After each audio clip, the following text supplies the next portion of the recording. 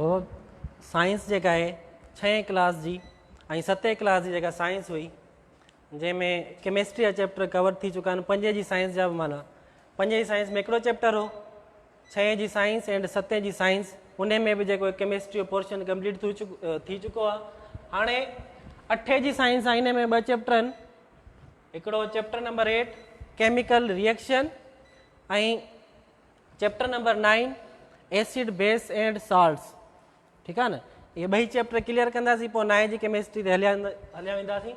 हाणे हीउ जेको चैप्टर नंबर 8 आहे, इन जी आउटलाइन मीन्स जेके टॉपिक पाण कवर कंदासीं, chemical reaction, applications of chemical reaction, chemical equation and balance the chemical equation, law of conservation of mass, types of chemical reaction, energy change in chemical reaction, exothermic and endothermic reaction. Okay, तो सभिनीनि खां पहिरियां chemical reaction.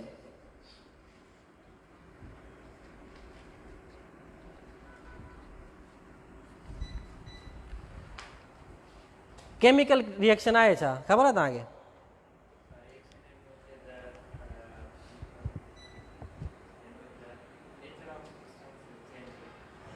अच्छा, chemical reaction हूंदो छा आहे, जंहिंमें means 2 या 2 खां वधीक सब्सटेंस मिलनि ऐं न्यू सब्सटेंस फॉर्म थिए। ठीकु आहे, या अहिड़ो चेंज जेको कंहिं बि कंपोजिशन खे चेंज करे छॾे। ठीकु आहे न, कंहिं बि शइ सब्सटेंस जी केमिकल प्रॉपर्टी जेका हूंदी आहे, मीन्स ॾिसो हाणे when 2 or more substances combine and new substance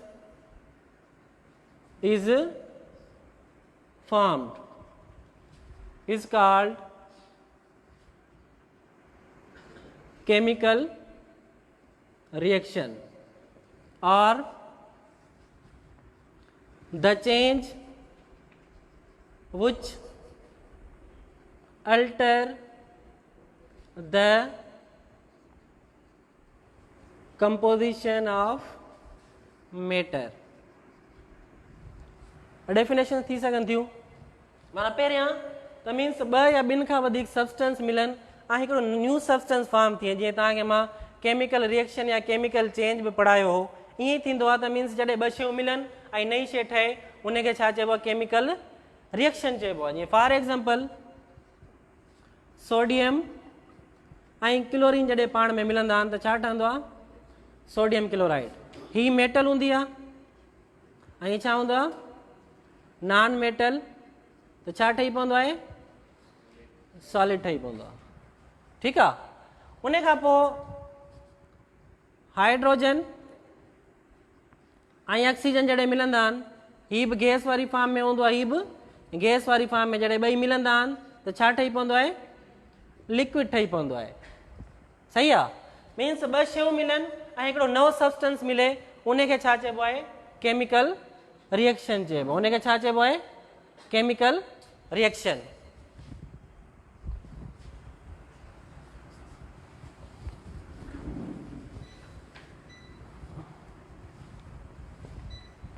उन खां पोइ एप्लीकेशन आहिनि, माना डेली लाइफ में केमिकल रिएक्शन जूं applications of chemical reaction in our daily life. Means daily life में एप्लीकेशंस कहिड़ियूं आहिनि, केमिकल रिएक्शन जूं पंहिंजी डेली लाइफ में कहिड़ी कहिड़ियूं एप्लीकेशंस आहिनि। पहिरियां त तव्हांखे ख़बर आहे फोटोसाइंथेसिस। फोटोसाइंथेसिस जेको थींदो आहे, इहो सिज जी रोशनी में थींदो आहे अमल। ठीकु आहे न, इहो बि हिकिड़ो छा आहे, मां तव्हांखे प्रीवियस चैप्टर में बि क्लियर करे वियो आहे, त इहो बि हिकिड़े क़िस्म जो छा आहे, केमिकल चेंज ई आहे। केमिकल चेंज आहे, छा थींदो आहे त माहौल में जेका कार्बन डाइऑक्साइड गैस हूंदी आहे, ठीकु आहे, उहा जॾहिं रिएक्शन कंदी आहे कंहिंसां, वाटर सां, त छा मिलंदो आहे, ग्लूकोज C6H12O6 ऐं प्लस में oxygen. This is not a balance chemical equation. इन में टॉपिक ईंदो बैलेंस द केमिकल इक्वेशन।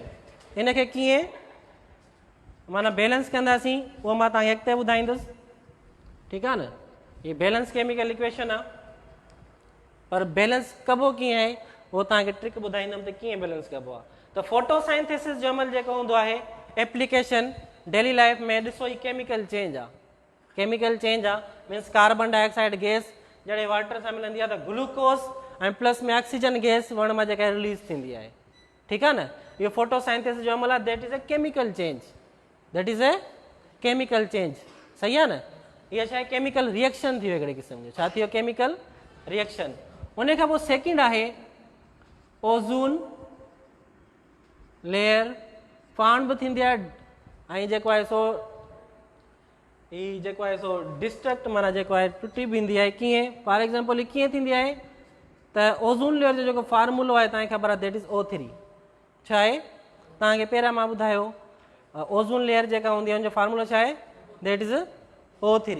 इन में छा थींदो आहे ओज़ोन लेयर खे जेको तबाह कंदी आहे उहो क्लोरो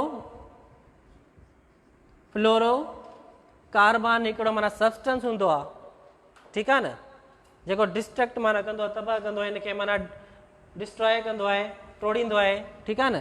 क्लोरो फ्लोरो कार्बन, क्लोरो फ्लोरो कार्बन, इहो सब्सटेंस किथां निकिरंदो आहे AC जेका हूंदी आहे उतां खां, ठीकु आहे, या रिफ्रिजरेटर जेके हूंदा आहिनि उन्हनि मां गैस निकिरंदी आहे, या जेके इलेक्ट्रॉनिक इंडस्ट्रीज़ जेके हूंदियूं आहिनि न उन्हनि मां इहा जेको आहे सब्सटेंस ख़ारिज थींदो आहे। हाणे थींदो छा आहे रिएक्शन कीअं थींदो आहे त जॾहिं क्लोरो फ्लोरो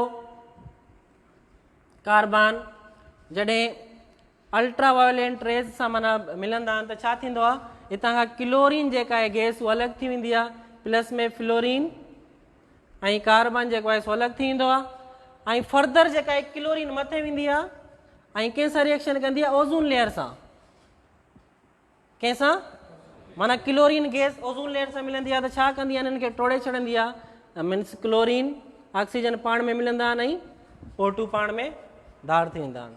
माना इहो छा कंदी आहे ओज़ोन लेयर खे नुक़सानु पुॼाईंदी आहे।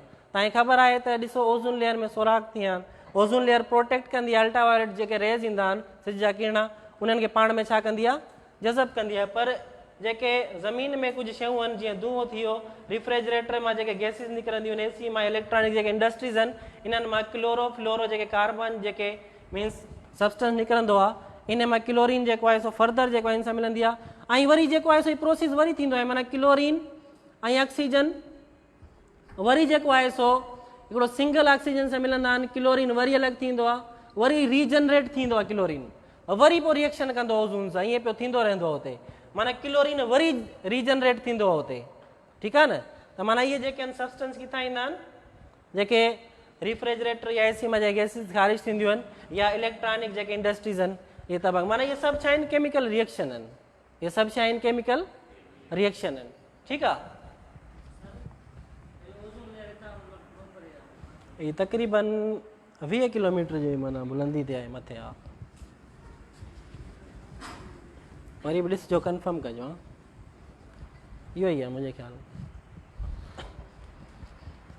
उन खां पोइ छा आहे chemical equation and balance the chemical equation, chemical equation and balance the chemical equation. त केमिकल इक्वेशन हूंदी छा आहे,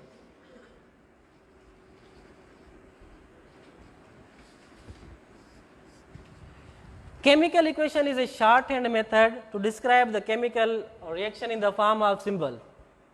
chemical equation हिकिड़ो शॉर्ट फॉर्म हूंदो आहे जंहिंमें तव्हां कंहिं बि केमिकल रिएक्शन खे सिंबल जी सूरत में लिखी सघो था, ठीकु आहे न। It is a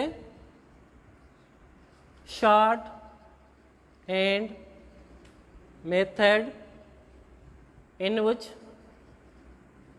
we can describe any chemical reaction in the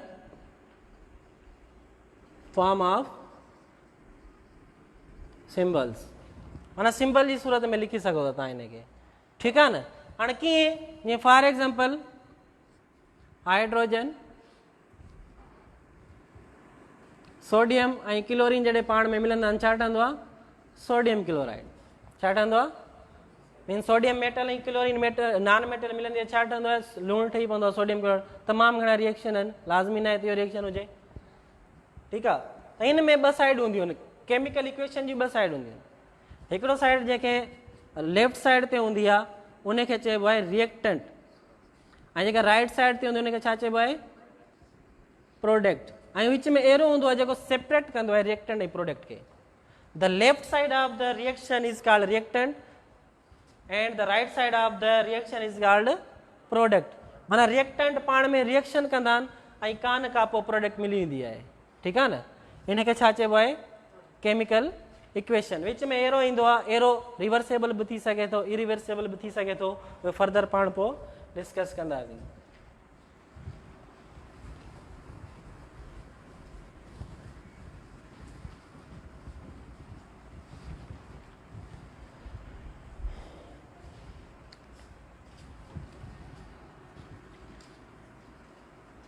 Balance the chemical equation. Balance the chemical equation. असल में का बि जेका इक्वेशन हूंदी आहे उहा बैलेंस थियल, माना बैलेंस करणी पवंदी आहे according to law of conservation of mass.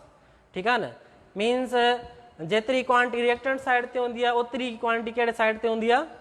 Product side ते मिलंदी आहे। माना mass neither be created nor be destroyed but it can change from one form to another form is the statement of law of conservation of mass. further po discuss कंदासीं इन में topic है law of conservation of mass। और पहिरियां चओ त how to balance the chemical equation, माना chemical equation खे कीअं बैलेंस कजे। ठीकु आहे न, हाणे हिकिड़ो रिएक्शन मां हिते लिखां थो, हाइड्रोजन प्लस ऑक्सीजन छा ठहंदो आहे? H2O, वाटर ठहंदो आहे।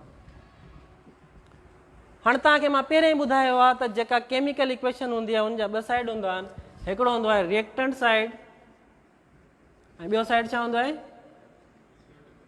प्रोडक्ट। हाणे एलिमेंट ॿिन्ही पासे सेम हूंदा आहिनि, हिन पासे हाइड्रोजन आहे त हिन पासे बि हाइड्रोजन आहे, हिन पासे ऑक्सीजन आहे त हिन पासे बि ऑक्सीजन आहे, पर बैलेंस में छा करिणो पवंदो आहे त जेतिरा एलिमेंट जो तादाद हिन पासे हूंदो ओतिरो एलिमेंट जो तादाद हिन पासे हूंदो, पोइ बैलेंस थींदी। हाणे अनबैलेंस आहे, कीअं? हाइड्रोजन जा हेॾा घणा एलिमेंट आहिनि? ॿ। हेॾा घणा आहिनि? हेॾा ऑक्सीजन घणा आहिनि? पर हेॾा घणा आहिनि? हिकिड़ो। हाणे पहिरीं ॻाल्हि त बैलेंस कीअं कजे इक्वेशन खे? हाणे तव्हां पढ़ियो हूंदो मैथ में, सिंपल जेकॾहिं एक्स आहे, हाणे ही साइड जेका हूंदी आहे हिनखे छा चइबो आहे? कोफिशिएंट चइबो आहे। छा चइबो आहे? कोफिशिएंट। हिनखे छा चइबो आहे? एक्सपोनेंट बि चई सघो था, पावर बि चई सघो था। ठीकु आहे, हिनखे छा चइबो आहे? बेस चइबो आहे। हिनखे छा चइबो आहे? बेस चइबो आहे। कॾहिं बि केमिकल इक्वेशन खे जॾहिं तव्हां बैलेंस कंदो, जॾहिं बि त कोफिशिएंट पुट करे पोइ बैलेंस कंदो, हुनजे बेस में चेंजिंग न आणींदो। माना बेस खे तव्हां हथ में न लाहींदो, जीअं हाणे फॉर एग्जाम्पल तव्हां चवंदो हिते मां 2 ॾेई छॾियां बैलेंस थी वियो, न, this is a wrong. Coefficient put करे पोइ बैलेंस कबो। हिनखे छा पुट करे? कोफिशिएंट, न पावर, छो त पावर त ईंदो ई न आहे कंहिं बि केमिकल इक्वेशन में। ठीकु आहे न, या बेस हूंदो आहे या त कोफिशिएंट। माना बैलेंस जेको कबो आहे, माना केमिकल इक्वेशन खे कीअं कबो आहे? कोफिशिएंट पुट करे। छा पुट करे? कोफिशिएंट। हाणे छा कबो? माना सिंगल एलिमेंट ॾिसबो, माना कहिड़े पासे? हिन पासे हिकु आहे त हिन पासे घणा आहिनि? 2। हाइड्रोजन खे फ़िलहाल छॾे ॾिबो, छो त हाइड्रोजन जा त बैलेंस आहिनि। हाणे छा मां पुट कयां हिते? माना कोफिशिएंट जो हिन ॿिन्हिनि जे बराबरि थी वञे, हिते छा पुट कयां? 2। छा पुट कयमि? 2। हाणे तव्हां ॾिसंदो ऑक्सीजन जा 2, हिते छा सम्झो ईंदो आहे जेकॾहिं का बि शइ न हूंदी आहे? 1 सम्झो ईंदो आहे। हाणे जेको कोफिशिएंट आहे न, इहो हिन सां बि ज़रब थिए पियो, हिन जे बेस सां, हिन जे बेस सां बि ज़रब थिए पियो, ॿिन्हिनि जे बेस सां ज़रब थींदो। ठीकु आहे न। हाणे हाइड्रोजन जा घणा थिया? 2 ज़रब 2 4। ऑक्सीजन जा घणा थिया? 2 ज़रब 1 2। माना ऑक्सीजन त बैलेंस थी वियो आहे। हाणे ॾिसूं था हाइड्रोजन खे, हाइड्रोजन बैलेंस आहे या न? 2 ज़रब 2 4। हेॾा घणा आहिनि हाइड्रोजन जा? माना हिते बि घणा करणा आहिनि? त हिते मां छा पुट कंदुसि? 2। हाणे तव्हां ॾिसंदो त केमिकल इक्वेशन बैलेंस आहे। Now the chemical equation is balance. हाणे इक्वेशन छा थी वई आहे? बैलेंस थी वई आहे। उन खां पोइ ॿियो एग्जाम्पल पाण खणी सघूं था, फेरिक प्लस में HCl तेज़ाब जॾहिं मिलंदो आहे त फेरिक क्लोराइड प्लस में H2, जॾहिं फेरिक हिकिड़ी मेटल आहे, छा जी सिंबल आहे Fe, आयरन जी आहे। आयरन जो लातिनी नालो आहे फेरिक, ठीकु आहे न, त लातिनी नाले मां हिन जी सिंबल वरितल आहे। फेरिक जॾहिं hydrochloric acid, this is acid, जॾहिं हिन सां रिएक्शन कंदी आहे त फेरिक क्लोराइड हिकिड़े क़िस्म जो लूणु ठही पवंदो आहे, प्लस में हाइड्रोजन गैस उतां खां ख़ारिज थींदी आहे, ठीकु आहे न, हाइड्रोजन गैस छा आहे ॿाहिरि ख़ारिज थींदी आहे, सही आहे। हाणे हीअ ॾिसूं था केमिकल रिएक्शन, इहो बैलेंस आहे या अनबैलेंस्ड आहे, ठीकु आहे न। हाणे हिन पासे फेरिक जा घणा आहिनि, हिकु, हिन पासे बि घणा आहिनि फेरिक जा, हिकु, हेॾां हाइड्रोजन जा घणो आहे, हेॾां घणा आहिनि, माना अनबैलेंस्ड आहे। क्लोरीन जा ॿ आहिनि, हेॾां घणा आहिनि, हिकु, माना हाणे छा करिणो आहे, बैलेंस करण लाइ माना सिंगल सब्सटेंस ॾिसबो, जहिड़े पासे डबल आहे ॿिए पासे जेको सिंगल आहे हुनखे छा कबो, को न को कोफिशिएंट ॾिबो, लाज़मी न आहे 2 पुट कबो, जेकॾहिं हिते 3 हुजनि हा त पोइ छा पुट कयूं आहे, 3 लॻाए छॾियो आहे कोफिशिएंट, सही आहे। हाणे हिते मां जेकॾहिं 2 थो लॻायां, हाणे तव्हां ॾिसंदो फेरिक जा घणा आहिनि, हिकु, हिते बि फेरिक जो घणो आहे, हिकु, हाइड्रोजन जा घणा आहिनि, हिते बि हाइड्रोजन घणा आहिनि, हिते क्लोरीन जा घणा आहिनि, हीअ माना 2 हिन सां बि ज़रब थिए पियो, माना क्लोरीन जा घणा थिया, हिते बि घणा आहिनि। Now this is a balance chemical equation, माना बैलेंस कीअं कंदो केमिकल इक्वेशन खे, कोफिशिएंट पुट करे, सही आहे।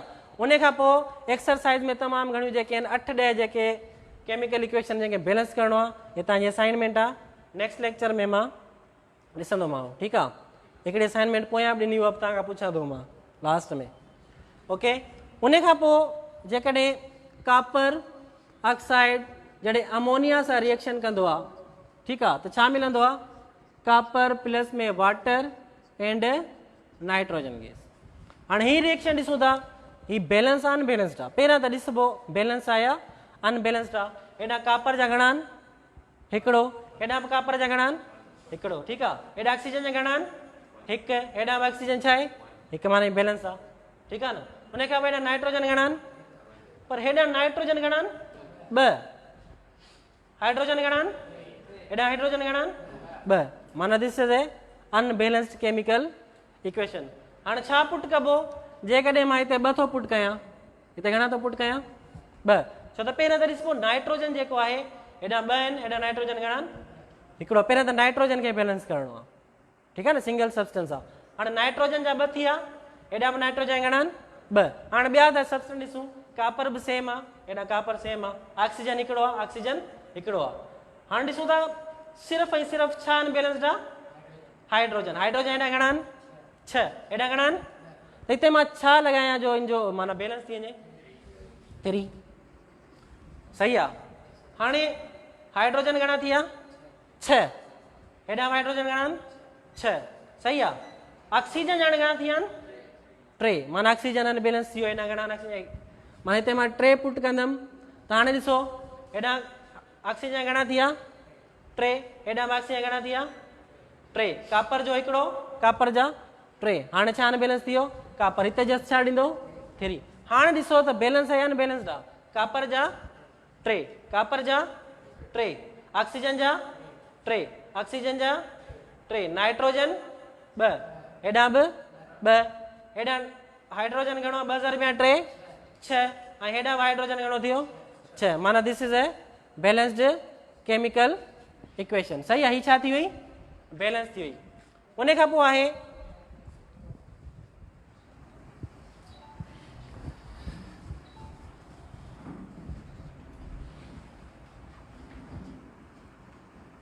Law of conservation of mass. Law of conservation of mass means conservation जो मतलब छा आहे, यस, रिमेन सेम, नो चेंज, ठीकु आहे न। ॿियो मतलब छा आहे हिन जो मीनिंग, ठीकु आहे। लॉ ऑफ कंजर्वेशन ऑफ मास, हाणे जी डेफिनेशन छा थींदी, मास neither be created nor be destroyed, but it can change destroyed during chemical change. चवण जो मतिलबु आहे त जॾहिं बि केमिकल रिएक्शन थींदो आहे मास न वधंदो आहे न घटिजंदो, इन जे करे पाण बैलेंस केमिकल इक्वेशन कंदा आहियूं। छो त ॿिन्ही पासे जॾहिं बैलेंस थींदी इक्वेशन, जेतिरो मास रिएक्टेंट साइड ते हूंदो ओतिरो ई मास प्रोडक्ट साइड हूंदो। जीअं फॉर एग्जांपल वाटर आहे, ये एग्जांपल छो ॾींदो आहे, छो त आसानी सां सम्झ में अची वेंदो हर कंहिं रिएक्शन में, ठीकु आहे न। रिएक्शन त खोड़ सारा आहिनि, H2O। हाणे पहिरियां त हिनखे छा कंदासीं, बैलेंस। ही बैलेंस आहे केमिकल इक्वेशन न, हिते छा ॾींदासीं ॿ, हिते बि छा ॾींदासीं। हाणे छा थी केमिकल इक्वेशन बैलेंस थी। हाणे ॿिन्ही पासे मास ॾिसंदासीं त छा ॿिन्ही पासे मास सेम आहे, माना ही 2000 ॿिया 2 माना 4 इंच जो मास थियो। छो त हिन जो एटमिक नंबर छा आहे हाइड्रोजन जो 1, एटमिक मास छा आहे 1। पाण खे छा ॾिसणो आहे, मास ॾिसणो आहे। छा ॾिसणो आहे, मास ॾिसणो आहे। हाणे जो हाइड्रोजन जो मास घणो थियो 2, 2000 ॿिया 2 4, उन खां प्लस ऑक्सीजन जो एटमिक मास छा आहे 16। त घणा मालिक्यूल एलिमेंट घणा इन जा 2, 16 ऐं 16 32, माना इन जो मास।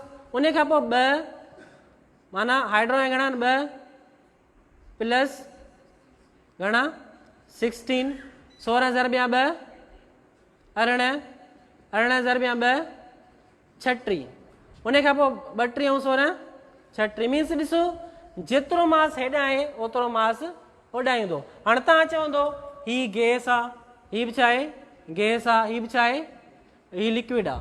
तव्हां चवंदो गैसिस में वज़न घटि हूंदो आहे, लिक्विड में वज़न वधीक हूंदो आहे, पर जेतिरो गैसिस जो वज़न मिलंदो ओतिरो ई लिक्विड ठहंदो। चवण जो मतिलबु आहे मास न वधंदो न घटिजंदो। इहो फर्दर ॾिसंदासीं 9th जी केमिस्ट्री में, उते एक्सपेरिमेंट बि आहे, ठीकु आहे। उन खां पोइ टाइप्स ऑफ केमिकल रिएक्शन। हाणे हिते जस्ट 2 रिएक्शन जा टाइप आहिनि ऐं 3 हिन में डिस्कस थियल आहे, ठीकु आहे न। 3 रिएक्शन जा टाइप डिस्कस थियल आहिनि, बाक़ी 2 9th जी केमिस्ट्री में पढ़ंदासीं। त टाइप्स ऑफ केमिकल रिएक्शन हिते जेके माना डिस्कस थियल आहिनि 2 टाइप्स थियल आहिनि। Number 1 addition reaction and number 2 decomposition reaction।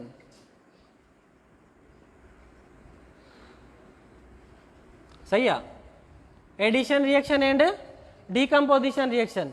Addition reaction छा हूंदो आहे, 2 टॉपिक आहिनि। एडिशन रिएक्शन छा हूंदो आहे, मीन्स एडिशन मां ख़बर ई तव्हांखे पए पई when 2 or more elements or substance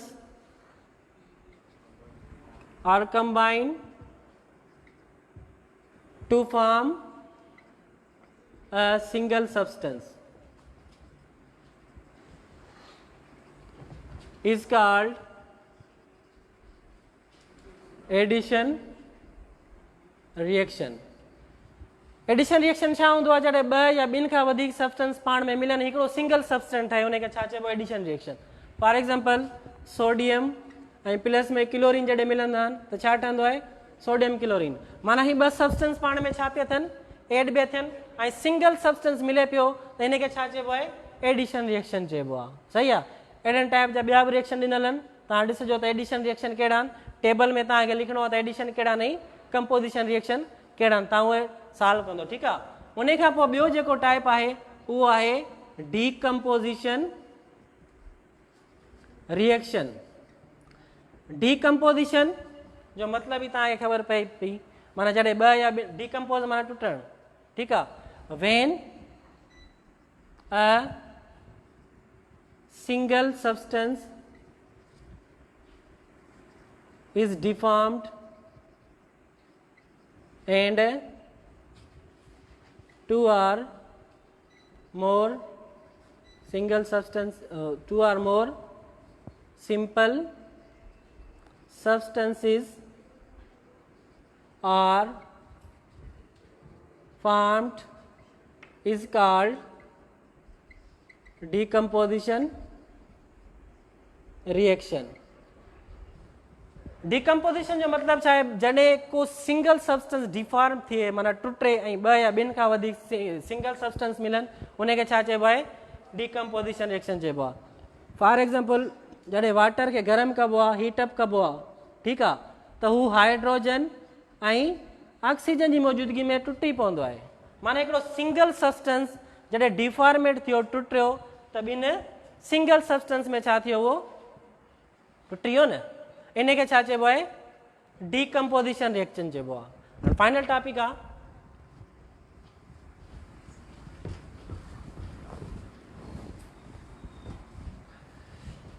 that is energy change in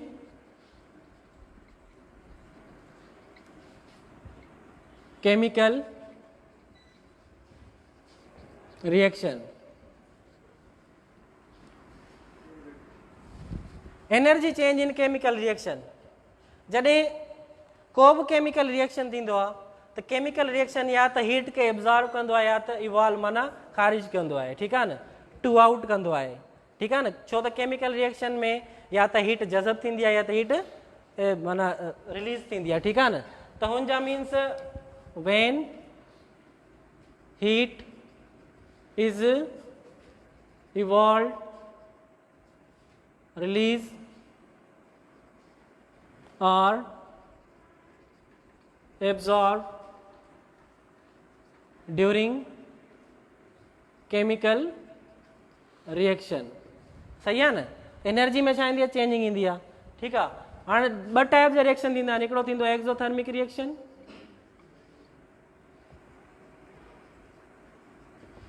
exo means to out, therm means heat. माना जॾहिं बि केमिकल रिएक्शन थिए ऐं हीट छा थिए, टू आउट, रिलीज थिए, ख़ारिज थिए, उनखे छा चइबो आहे, exothermic reaction. Means when heat to out during chemical reaction is called exothermic reaction. For example carbon means कोयलो, काठ सड़ंदी आहे कंहिंजी मौजूदगी में, ऑक्सीजन जी मौजूदगी में, त कार्बन डाइऑक्साइड प्लस में हीट जेका उन मां ॿाहिरि निकिरंदी आहे।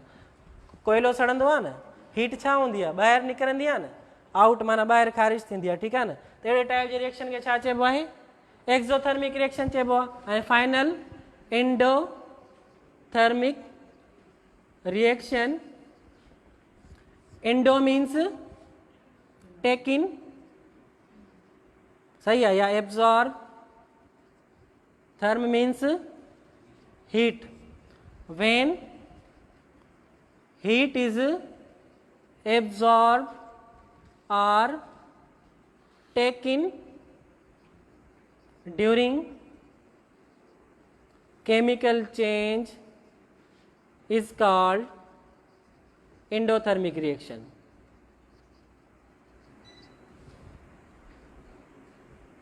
सही आहे। मीन्स जॾहिं बि हीट कंहिं बि केमिकल रिएक्शन जे दौरान जज़ब थिए कंहिं बि सिस्टम में, उनखे छा चइबो आहे, एंडोथर्मिक रिएक्शन चइबो आहे। For example, simple example, water खे जॾहिं गरम कंदा आहियो त वाटर छा थींदो आहे, पाणी गरम थींदो आहे न, पहिरियां थधो हूंदो आहे, पोइ पंहिंजे पाण में एनर्जी खे छा कंदो आहे, एब्ज़ॉर्ब कंदो आहे, माना गरम थींदो आहे पाणी। मीन्स हीट एड बि थिए ऐं ॿिए पासे छा मिलंदो आहे, हाइड्रोजन या ऑक्सीजन रिलीज़ थींदी आहे। हाइड्रोजन ऑक्सीजन जी सूरत में वाटर छा थींदो आहे, टुटी पवंदो आहे, पर पहिरियां पाणी छा थींदो आहे, गरम थींदो आहे न। जॾहिं पाणी खे गरम कंदा आहियूं त हीट छा थींदी आहे, एब्ज़ॉर्ब थींदी आहे, जज़ब थींदी आहे, टेक इन, ठीकु आहे न। त इनखे छा चइबो आहे, एंडोथर्मिक रिएक्शन।